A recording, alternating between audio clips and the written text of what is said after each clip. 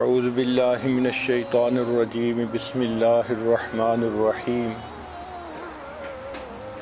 والعصر ان الانسان لفی خسر الا الذین آمنوا وعملوا الصالحات وتواصوا بالحق وتواصوا بالصبر سبحان ربک رب العزۃ عما یصفون وسلام علی المرسلین والحمد للہ رب العالمین اللہم صلی علی سیدنا محمد وعلی آل سیدنا محمد وبارک وسلم۔ آج کے بیان کا عنوان ہے ٹائم مینجمنٹ، کہ عورت اپنی زندگی میں وقت کو کیسے مینیج کرے۔ ہماری زندگی کا وقت محدود ہے، قیمتی ہے۔ اللہ رب العزت نے قرآن مجید میں زمانے کی قسم کھائی ہے۔ مفسرین نے لکھا اس سے وقت کی قدر و قیمت کا ثبوت ملتا ہے۔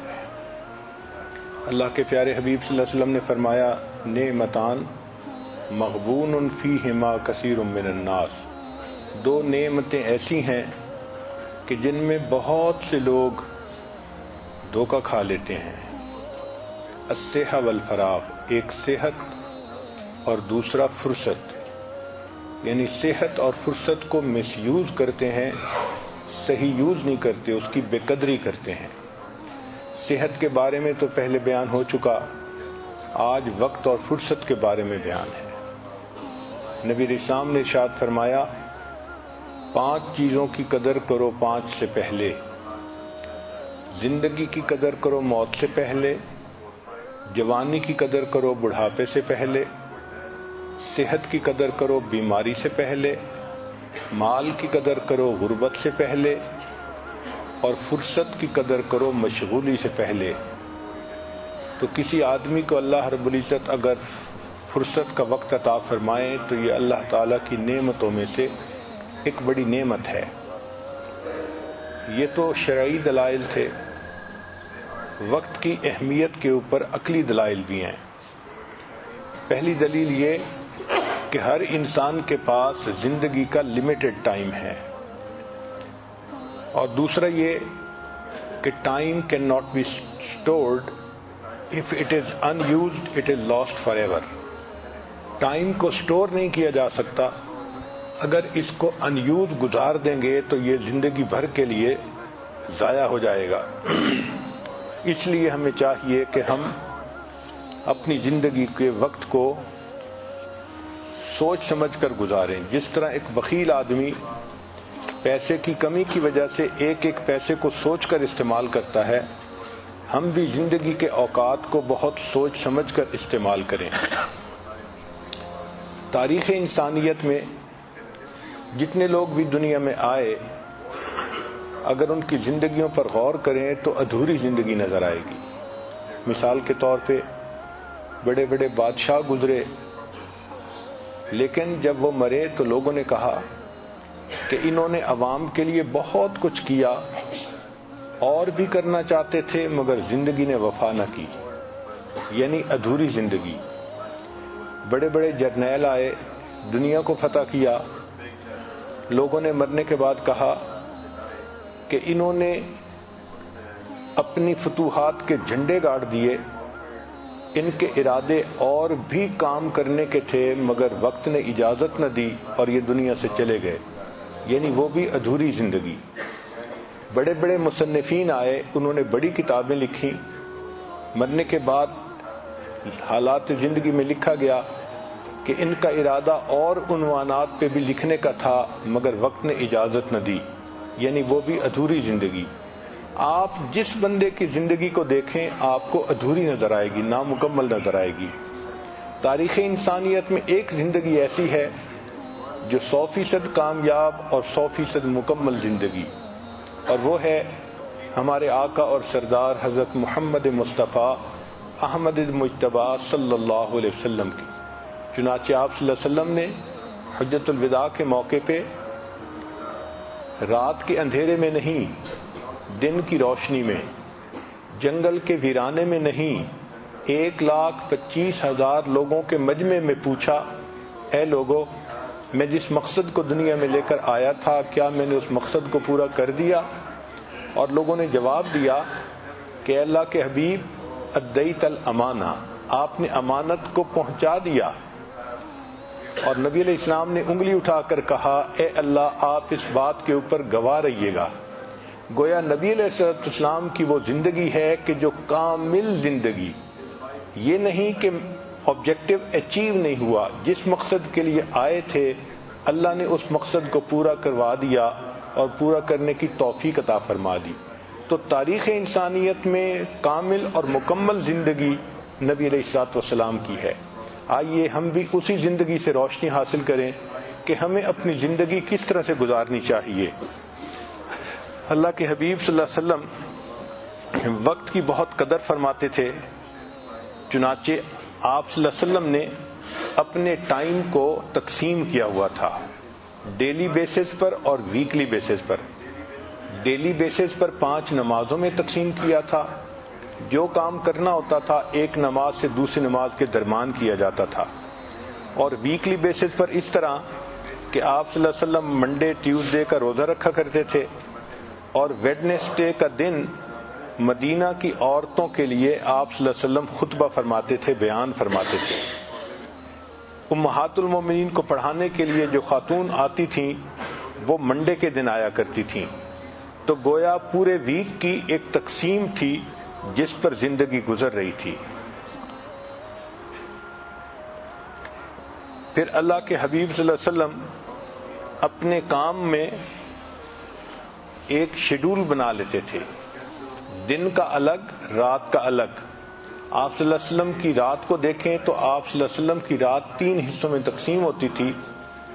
ایک حصہ فیملی ٹائم ہوتا تھا، دوسرا حصہ سونے کے لیے تھا، اور تیسرا حصہ اللہ کی عبادت کے لیے، تہجد کے لیے تھا۔ آپ صلی اللہ علیہ وسلم فجر کے بعد صحابہ کے ساتھ مجلس فرمایا کرتے تھے اور ان کے ساتھ بیٹھ کر حالات پر گفتگو فرماتے تھے۔ پھر آپ صلی اللہ علیہ وسلم دوپہر کو جب کھانا کھاتے تھے تو اس کے بعد تھوڑی دیر کے لیے قیلولہ فرماتے تھے۔ یہ قیلولہ بھی انسانی زندگی کے کاموں کے تکمیل میں بہت فائدہ مند ہے۔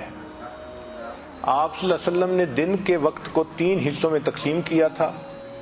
ایک میں آپ صحابہ کی اسپرچول ڈیولپمنٹ، ان کو دین سکھاتے تھے، ان کو روحانی طور پہ ترقی دیتے تھے۔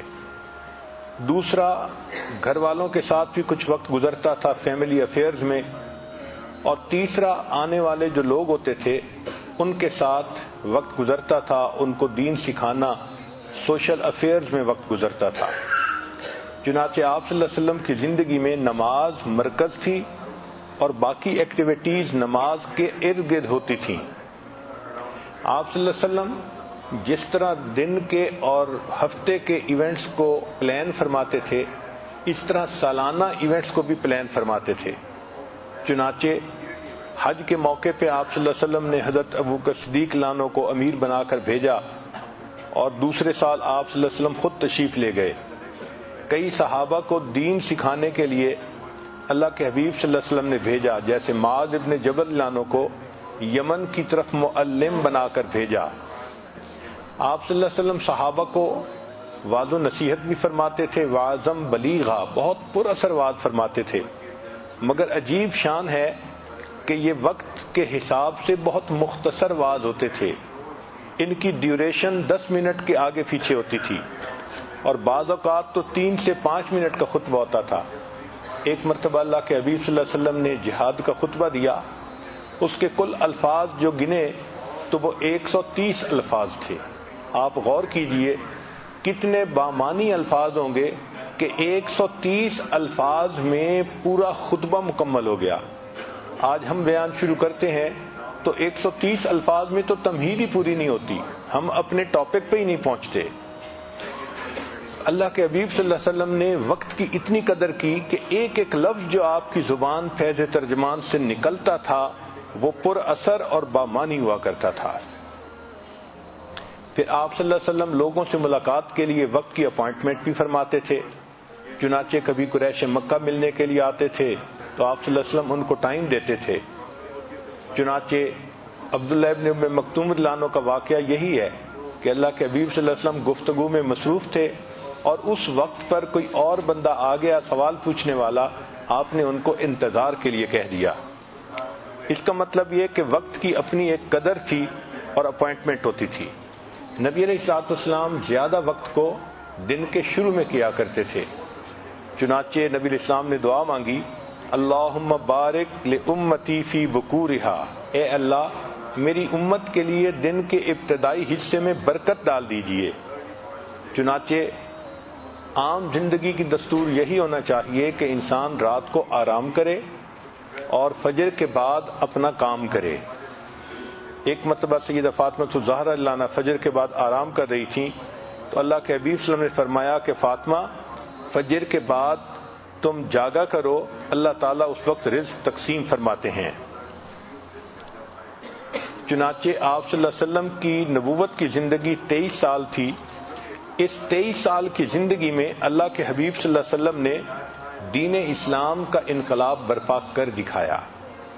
تاریخ انسانیت میں اتنے تھوڑے وقت میں اور اتنے تھوڑے وسائل کے ساتھ اتنا بڑا انقلاب پیدا کر دینا، یہ ہمارے اللہ کے حبیب صلی اللہ علیہ وسلم ہی کی شان تھی. کوئی اور ایسا ملک نہیں، قوم نہیں جس میں اتنے تھوڑے وسائل سے اتنے تھوڑے وقت میں اتنا بڑا انقلاب آ گیا ہو. چنانچہ یہ وہ کامیاب زندگی تھی کہ جس سے ہمیں روشنی لینی چاہیے اور اپنی زندگی کو گزارنا چاہیے. ہمارے اکابرین نے نبی علیہ الصلوۃ والسلام کی مبارک زندگی سے وقت کی قدر کو پہچانا. چنانچہ ہم اپنے اسلاف کی زندگی کو دیکھتے ہیں تو یوں لگتا ہے کہ وہ ایک ایک لمحے کی قدر کرتے تھے. فرماتے تھے جو دم غافل سو دم کافر، جو لمحہ غفلت میں گزر گیا گویا وہ لمحہ کفر کی حالت میں گزر گیا. وہ جانتے تھے کہ ہمارا یہ جسم ادھار کا مال ہے اور ادھار کے مال سے کم وقت میں زیادہ کام نکالا جاتا ہے. امام شافعی رحمۃ اللہ فرماتے تھے مجھے صوفیاء کی 2 باتوں سے بہت فائدہ ہوا. پہلی بات کہ وقت ایک تلوار ہے، اگر تم اسے نہیں کاٹو گے تو وہ تمہیں کاٹ کے رکھ دے گی. اور دوسری بات کہ اے دوست تو اپنے نفس کو پالنے میں لگا ہوا ہے اور تمہارا نفس تمہیں جہنم میں دھکا دینے میں لگا ہوا ہے. ایک بزرگ فرماتے تھے کہ میں نے ایک برف بیچنے والے سے زندگی کی اہمیت کو پہچانا. کسی نے پوچھا کیسے؟ فرمایا میں بازار سے گزر رہا تھا، ایک بندہ برف بیچنے والا تھا، مگر اس وقت کوئی خریدار نہیں تھا اور برف پگھلتی جا رہی تھی. تو وہ مالک پریشان تھا کہ میری برف پگھلتی جا رہی ہے، خریدنے والا کوئی نہیں. تو اس پریشانی میں وہ آواز لگا رہا تھا، لوگوں رحم کرو اس شخص پر جس کا سرمایہ پگھل رہا ہے. لوگوں رحم کرو اس شخص پر جس کا سرمایہ پگھل رہا ہے. تو وہ فرمانے لگے کہ مجھے زندگی کی قدر و قیمت کا احساس ہو گیا کہ ہماری زندگی بھی تو برف کی مانند ہر وقت پگھل رہی ہے. ہو رہی ہے عمر مثل برف کم، رفتہ رفتہ چپ کے دم بدم. تو ہمیں بھی اپنی زندگی کے ایک ایک لمحے کی قدر کرنی چاہیے. عجیب وقت ہے کہ وقت قیمتی ہے مگر اس کو ضائع کرنے میں کوئی قیمت نہیں لگتی. انسان جب فوت ہو جائے گا تو پھر ایک مرتبہ سبحان اللہ کہنے کے ثواب کو ترسے گا. آج ہم زندگی میں ہزاروں مرتبہ سبحان اللہ کہہ سکتے ہیں. حضرت خواجہ محمد معصوم رحمۃ اللہ علیہ فرماتے تھے یہ وقت کار ہے، طالب علم کمرہ امتحان میں ہے. جس طرح طالب علم کمرہ امتحان میں چلا جائے تو وہ وہاں وقت کو ضائع نہیں کرتا، 1 منٹ بھی ضائع نہیں کرتا. اس کو پتہ ہے کہ میرا وقت بہت قیمتی ہے. یہ دنیا کمرہ امتحان ہے اور ہم طالب علم کی مانند ہیں. ہمیں اپنے اس وقت کی قدر کرنی چاہیے. ہمارے سلسلہ کے ایک بزرگ تھے خواجہ حسین علی وہاں بچراں والے. ان کا یہ حال تھا کہ آخری عمر میں اگر کوئی آدمی ملنے کے لیے آتا تھا تو حضرت اس سے سلام دعا کرتے تھے اور فرماتے تھے بھئی آپ نے بھی آخرت کی تیاری کرنی ہوگی، میں نے بھی کرنی ہے، اچھا قیامت میں ملیں گے۔ ہر آنے والے کو یہی کہتے تھے، بھئی آپ نے بھی تیاری کرنی ہوگی، میں نے بھی تیاری کرنی ہے، اچھا ہم آخرت میں ملیں گے۔ تو ہمارے اکابر نے اپنے آپ کو خوب مصروف رکھا دین کے کام میں، عبادت میں۔ مولانا یحییٰ رحمۃ اللہ علیہ کو ایک مرتبہ خیال آیا کہ میں سردی کے موسم میں دھوپ میں بیٹھ کے کبھی گنا چوسوں گا۔ چنانچہ اس خیال کو پورا کرنے میں ان کو 20 سال لگ گئے۔ 20 سال میں فرصت ہی نہ ملی کہ وہ بیٹھ کے گنا چوس سکیں، اتنی مصروف زندگی تھی۔ امام نووی رحمۃ اللہ علیہ ریاض الصالحین جنہوں نے لکھی، وہ 24 گھنٹے میں صرف ایک مرتبہ کھانا کھاتے تھے اور باقی کھانے کا وقت بچا کے بھی اپنے علمی کام میں لگا دیا کرتے تھے۔ علامہ آلوسی رحمۃ اللہ علیہ ایک دن میں 13 سے لے کے 24 اسباق روزانہ پڑھایا کرتے تھے۔ فضیل بن عیاض رحمۃ اللہ علیہ اپنی ہفتے کی گفتگو کا حساب کیا کرتے تھے۔ اللہ کی شان، ہم تو ہفتے کی گفتگو لکھنے پہ آئیں تو کئی رجسٹر ہی بھر جائیں، مگر وہ اتنا کم بولتے تھے کہ ہفتے میں جو پوری گفتگو ہوتی تھی اس کو بیٹھ کے انالائز کرتے تھے کہ کون سی بات میں نے فالتو کہی اور با مقصد کہی۔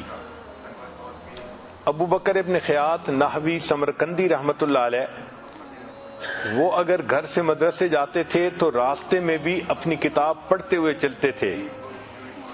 چنانچہ راستے میں چلتے چلتے ایک مرتبہ کنواں آ گیا اور ان کو پتہ نہ چلا تو کنویں میں گر کر ان کی وفات ہو گئی۔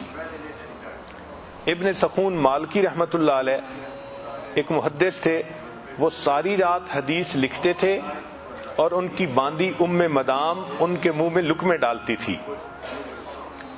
عبید بن یعیش رحمت اللہ علیہ محدث تھے، 30 سال تک ان کا یہ معمول رہا کہ وہ اپنے حدیث لکھنے کا کام کرتے رہتے تھے اور ان کی بہن ان کے لیے کھانا پکا کے لاتی تھی اور ان کے منہ میں لقمے ڈالتی جاتی تھی۔ وہ کھانے میں بھی اپنے وقت کو صرف کرنا پسند نہیں کرتے تھے۔ امام ابو یوسف رحمت اللہ علیہ ساری زندگی دین کا کام کرتے رہے۔ جب آخری وقت آیا تو شاگرد جمع تھے تو حضرت نے ان سے ایک فقہی مسئلہ پوچھا شیطان کو کنکریاں مارنے کے بارے میں کہ رمی جمار راکبن افضل ہے ماشین افضل ہے؟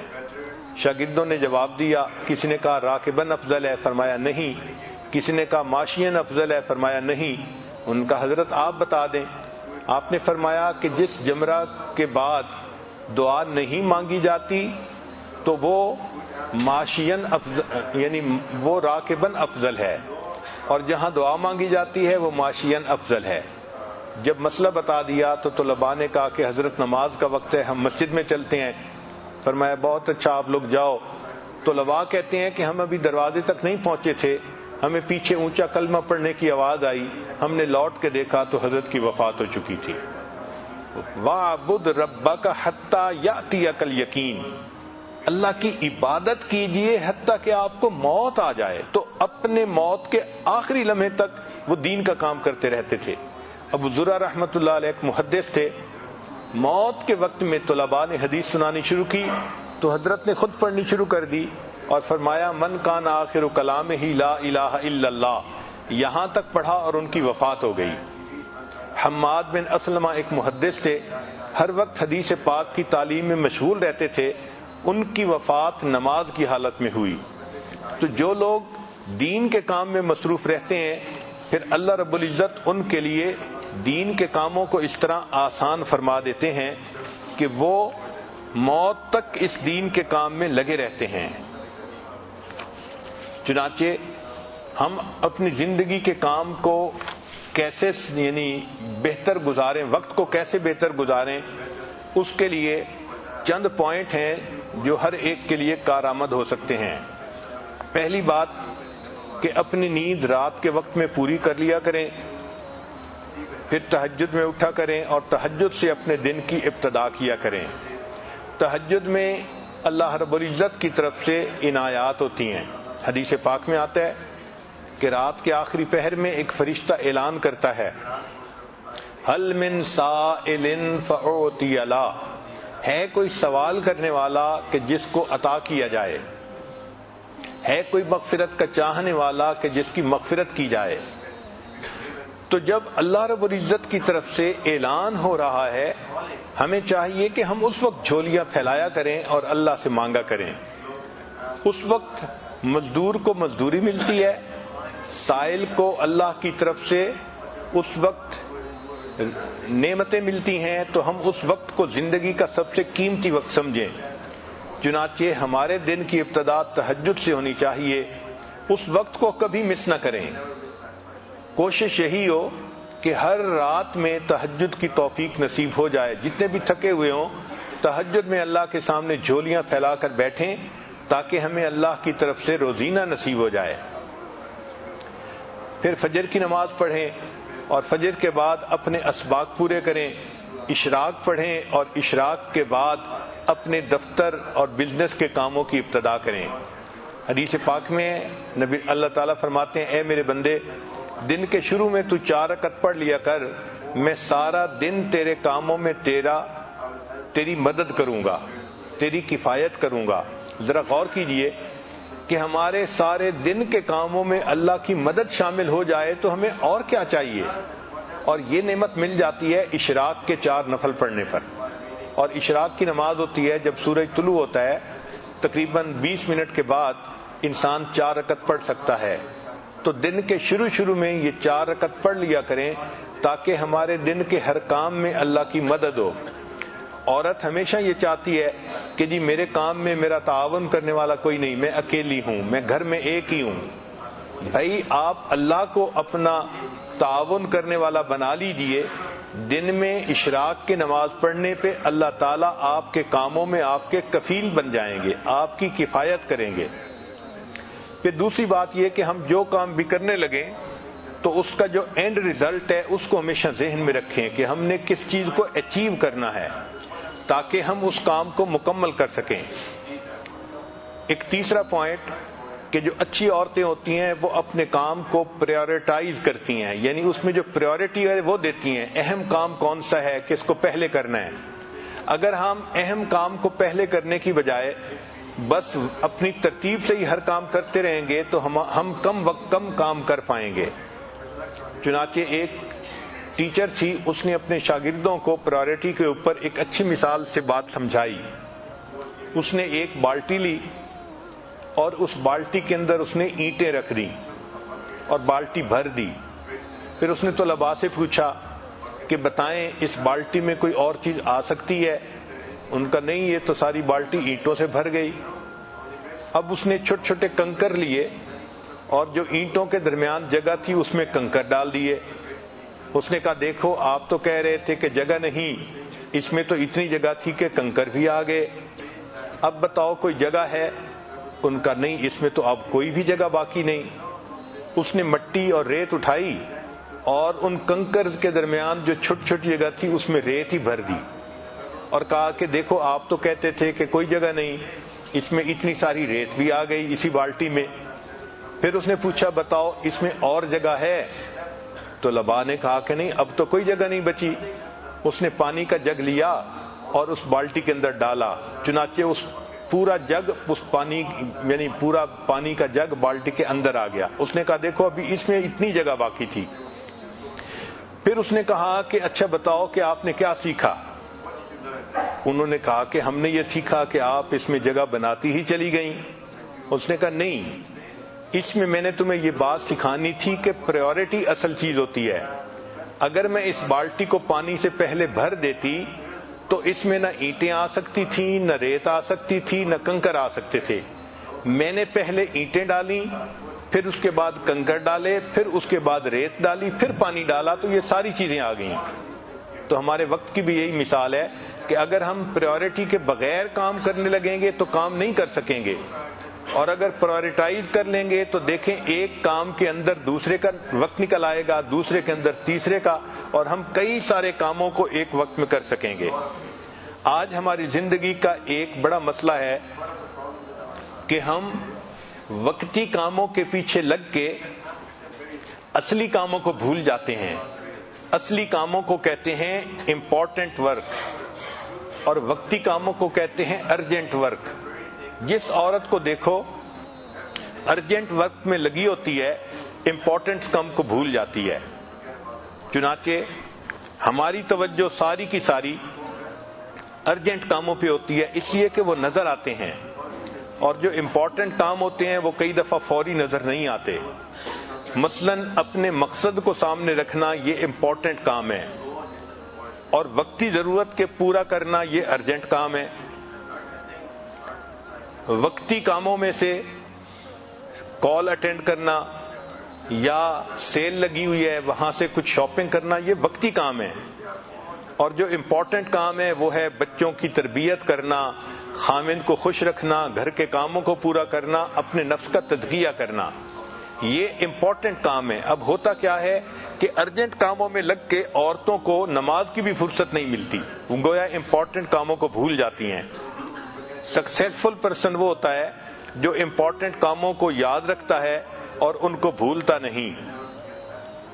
چنانچہ 3 لفظ یاد رکھیے، 3 سٹیپ ہیں کامیاب زندگی کے: اپنے کاموں کو پریورٹائز کرنا، دوسرا ان کو آرگنائز کرنا، اور تیسرا زندگی میں ایک ڈسپلن پیدا کرنا. اگر کام کرتے کرتے آپ تھک جائیں تو کوشش کریں کہ درمیان میں دوپہر کے وقت 10-15 منٹ کا ایک نیپ لے لیں، اس سے انسان فریش ہو جاتا ہے. بہت ساری عورتیں ای میل کے کاموں میں بہت وقت ضائع کر لیتی ہیں. ای میل مینجمنٹ، اس کا نام ہے 4D مینجمنٹ،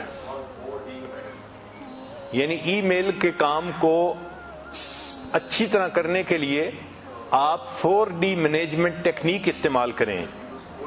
یہ 4D مینجمنٹ ٹیکنیک کیا ہے؟ سب سے پہلا پوائنٹ، ڈیلیٹ دی ربش. بہت ساری ای میل ربش آتی ہیں، آپ ان کو ڈیلیٹ کر دیں، یہ پہلا پوائنٹ. اور دوسرا، ڈو دی ارجنٹ. جو ارجنٹ ای میل ہے اس کا فوری جواب دے دیں. اور تیسرا، کچھ ایسی ای میل ہوتی ہیں جس کا جواب دوسرے بھی دے سکتے ہیں، تو ڈیلیگیٹ ادرز، ان کا جواب دوسروں کے ذمہ لگا دیں. اور چوتھا ہے ڈیفر. ان جو لمبی باتیں ہیں اور ٹائم ٹیکنگ ہیں ان کو آپ ڈیفر کر سکتے ہیں کہ فرصت کے وقت میں اس کا جواب دوں گی. تو delete rubbish, do the urgent, delegate to others اور ڈیفر دی ٹائم ٹیکنگ. اگر یہ 4 اصول یاد رکھیں گی تو جتنا ای میل کا وقت ہے آپ کا وہ بہت ایفیکٹو گزر جائے گا. لمبے کاموں کو چھوٹے حصوں میں تقسیم کریں اور چھوٹے چھوٹے حصوں میں تقسیم کر کے اس کام کو کرنے کی کوشش کریں. طبیعت نہ بھی چاہے تو بھی 10 منٹ کا کام آپ مکمل کر لیں. پھر روزانہ ایویلیویٹ کیا کریں کہ میں نے آج کے دن کا کام کیسے نکالا اور میں نے کتنا کام مکمل کیا. اس کے لیے آپ اپنی ڈائٹ کا بھی خیال رکھیں تاکہ آپ کی طبیعت چاقو چوبند رہے اور اپنے کام کو آپ اچھے طریقے سے کر سکیں.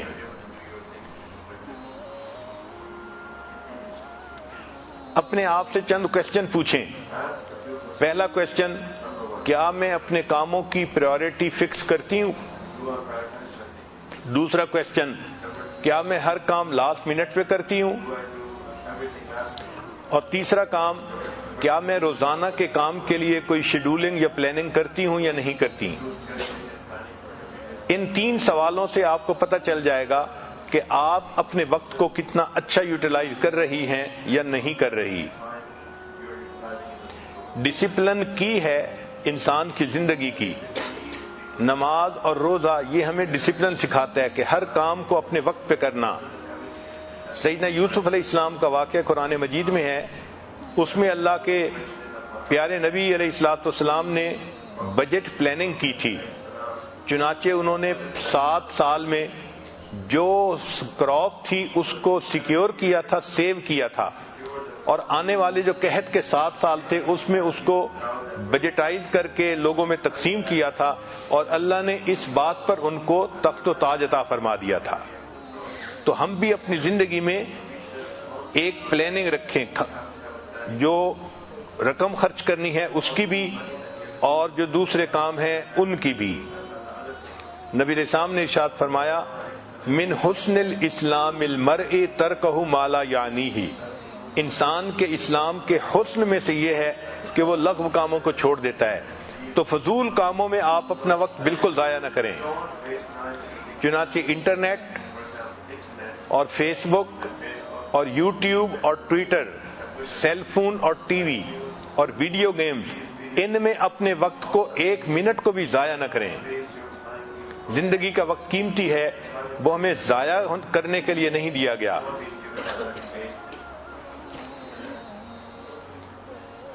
اور جو معمولی کام ہو ان کو نو کہنے کی عادت ڈال دیں.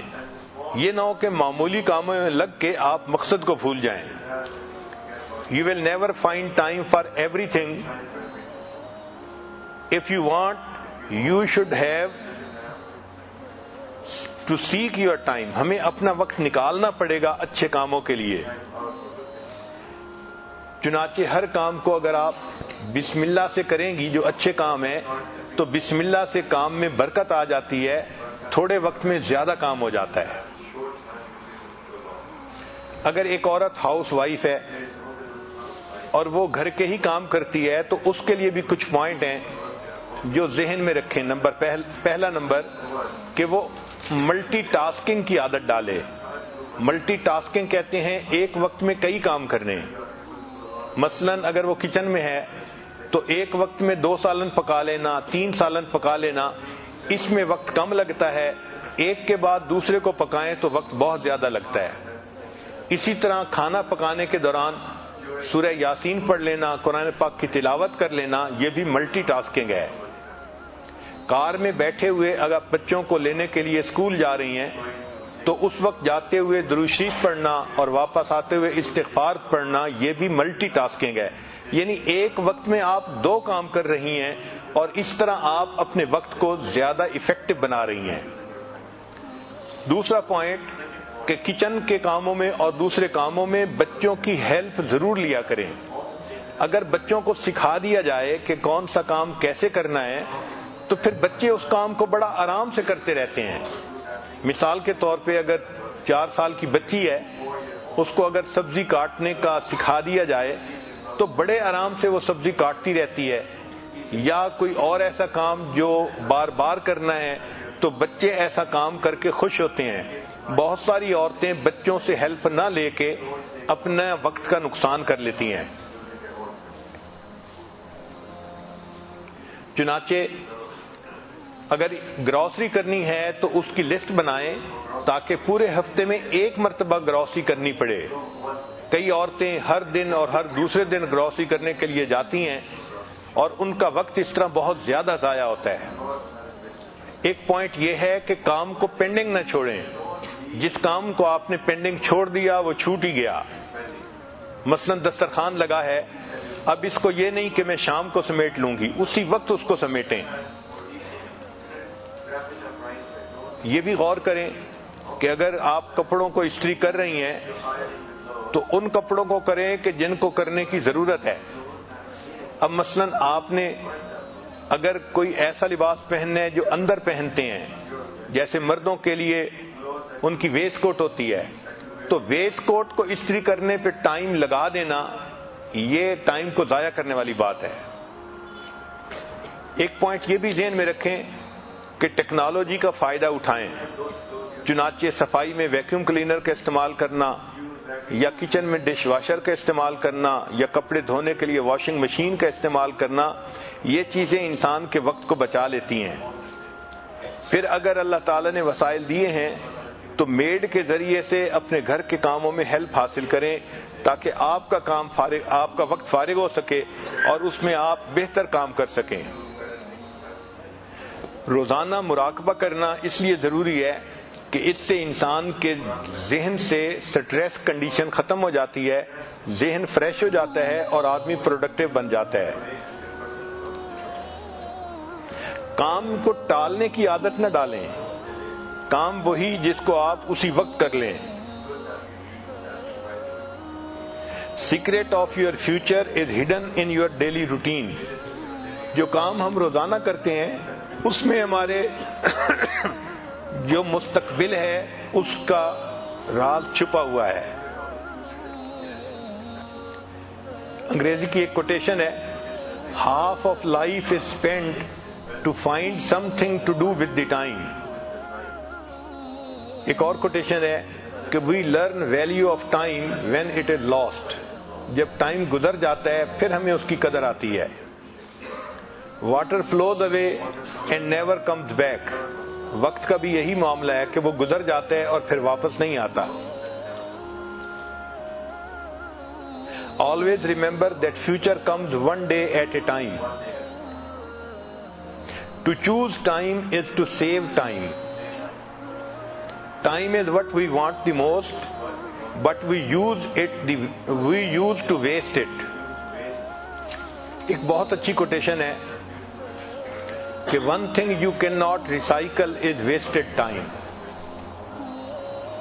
کہ وہ چیز جس کو آپ ریسائیکل نہیں کر سکتی وہ آپ کی زندگی کا وہ وقت ہے جو ضائع ہو گیا.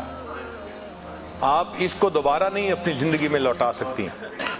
اس لیے ہمارے اکابر اپنی زندگی کے وقت کو بہت احتیاط سے خرچ کرتے تھے, اور آج سائنس نے یہ ثابت کر دیا کہ وقت کی بہت اہمیت ہے, بزنس میں بھی اور مال کمانے میں بھی اور زندگی کے کاموں کو مکمل کرنے میں بھی. چنانچہ انڈسٹری کے اندر ایک سسٹم ہے, اس کو کہتے ہیں just in time. Car industry میں جو اسپیئر پارٹس آتے ہیں پہلے کمپنیاں ان کو خرید کے گوڈاؤن میں رکھتی تھیں اور ان کی بہت ساری رقم ملینز آف ڈالر بلاک ہو جاتے تھے. اب انہوں نے ترتیب ایسی بنائی کہ جس لمحے کار کا وہ پارٹ فٹ کرنا ہوتا ہے این اس سے چند منٹ پہلے وہ پارٹ ان کو مارکیٹ سے وہاں پہنچ جاتا ہے. یہ جسٹ ان ٹائم سسٹم بنا کر انہوں نے بلینز آف ڈالرز کو سیو کر لیا. کھیتی باڑی جو کرنے والے لوگ ہیں وہ بھی وقت کا لحاظ کرتے ہیں اور اس سے ان کا فائدہ بڑھ جاتا ہے. مثال کے طور پہ جب سیزن ہوتا ہے تو اس وقت سبزی زیادہ ہونے کی وجہ سے اس کی قیمت تھوڑی ہوتی ہے. جب آف سیزن ہوتا ہے تو سبزی کم ہوتی ہے تو قیمت بڑھ جاتی ہے. چنانچہ سیزن میں ٹماٹر 5 روپے کلو ملتا ہے اور آف سیزن میں 90 روپے کلو بھی ہم نے خریدا ہے. تو وہی چیز جو سیزن میں 5 روپے کلو تھی آف سیزن میں وہ 90 روپے کلو ہو گئی.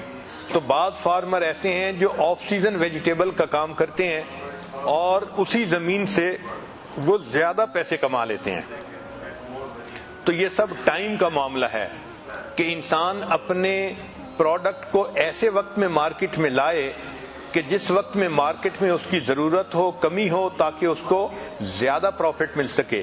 تو ڈیمانڈ اور سپلائی کا یہ کرو جنہوں نے سمجھ لیا, یہ وقت کی اہمیت ہی ہے کہ وہ اپنا پروڈکٹ ایسے وقت میں لاتے ہیں کہ جب ان کو بہت پروفٹ ہوتا ہے. ہمیں بھی اپنی زندگی کے وقت کی قدر کرنی چاہیے. ہمارے اکابر نے دن اور رات کے ایک ایک لمحے کی قدر کی اور انہوں نے کوئی وقت ضائع نہیں کیا. چنانچہ اگر ہم زندگی کی قدر سیکھنا چاہیں تو مرنے والے سے پوچھیں کہ مرنے والے کے دل میں زندگی کی کیا قدر ہے. اتنا اس کے دل میں افسوس ہوتا ہے کاش میں نے اپنی زندگی کا ٹائم اچھا گزارا ہوتا.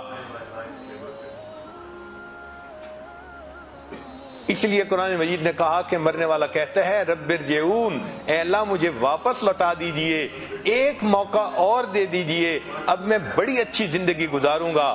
کلا, فرمایا ہرگز نہیں, یہ تو ایک ہی موقع ہے جو ہم ہر بندے کو دیتے ہیں. تو زندگی کی قدر و قیمت سیکھنی ہو تو مرنے والوں سے اس کی بات قدر پوچھو.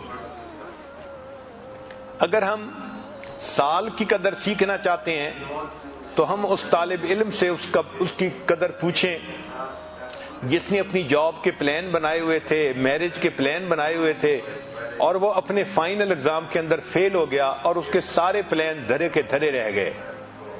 تو سال کی قدر معلوم کرنی ہو تو اس اسٹوڈنٹ سے پوچھیں جو اپنے فائنل ایگزام کے اندر فیل ہو جاتا ہے. اگر مہینے کی قدر معلوم کرنی ہے تو اس عورت سے پوچھیں کہ جس کے ہاں پری میچور بچہ پیدا ہو گیا، وہ وش کرتی ہے کہ کاش میرے چند دن اور گزر جاتے، 1 مہینہ اور گزر جاتا تو میرا بیبی صحت مند پیدا ہو جاتا۔ اگر ہم ہفتے کی قدر کرنا چاہتے ہیں تو ہمیں چاہیے کہ ہم اس بندے سے پوچھیں جو ویکلی نیوز لیٹر نکالتا ہے کہ ایک ویک کے دن اس کے نزدیک کتنے اہم ہوا کرتے ہیں۔ اگر ہم ایک دن کی قدر معلوم کرنا چاہتے ہیں، ہم اس مزدور سے پوچھیں جو ہینڈی مین یا ڈیلی ویجز کا کام کرتا ہے، روزانہ کما کے لاتا ہے اور اگلے دن کے لیے بچوں کے لیے کھانا اس کا انتظام ہوتا ہے۔ اب وہ صبح سے بیٹھا ہوا ہے، 2 گھنٹے گزر چکے اور اس کو گھر لے جانے والا کوئی نہیں، اور وہ بار بار گھڑی دیکھتا ہے اور سوچتا ہے کہ آج اگر مجھے کام نہ ملا تو کل میرے بچے بھوکے رہیں گے۔ اس دن کی قدر اس مزدور سے پوچھئے کہ دن اس کے نزدیک کتنا قیمتی ہوتا ہے۔ 1 گھنٹے کی قدر معلوم کرنی ہے، ہم اس ماں سے پوچھیں کہ جس کے بیٹے کا آپریشن ہونا تھا 1 گھنٹے کا، اور وہ آپریشن تھیٹر کے باہر بیٹھ کے انتظار کر رہی ہے۔ اگر ہم 1 منٹ کی قدر معلوم کرنا چاہتے ہیں تو ہم اس پیسنجر سے پوچھیں کہ جو ایئرپورٹ پہ پہنچنا چاہتا ہے، فلائٹ کہیں مس نہ ہو جائے اور وہ ٹریفک جیم کے اندر پھنس گیا ہے، اس وقت اس کی طبیعت 1 منٹ کی کتنی ویلیو کر رہی ہوتی ہے۔ اگر ہم 1 سیکنڈ کی قدر و قیمت معلوم کرنا چاہتے ہیں تو ہم اس بندے سے پوچھیں کہ کار ایکسیڈنٹ میں اللہ نے جس کو بچا لیا، 1 سیکنڈ کے اندر اللہ نے اس کو ایکسیڈنٹ سے محفوظ فرما لیا۔